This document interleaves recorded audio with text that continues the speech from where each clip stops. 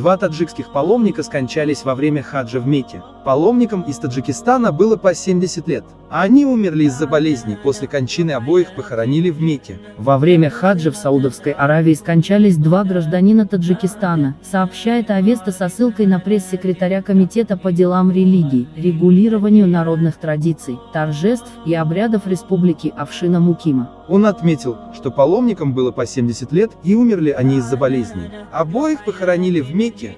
Напомним, сейчас миллионы верующих со всего мира совершают главные обряды хаджа, обязательного для мусульман паломничества в Мекку. Из всех паломничеств хадж считается самым экстремальным. В 9-й день месяца Зуль-Хиджа, месяц совершения хаджа, паломники взбираются на гору Арафат.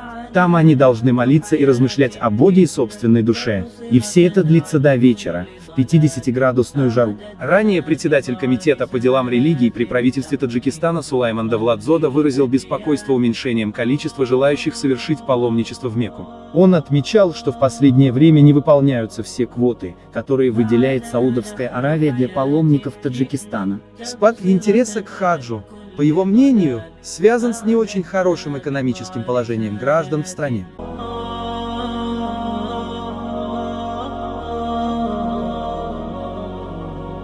معنا نهج حياة جئنا تبصرة عن كل ضلال أعددنا بضع رسالات تحمل نورا للأجيال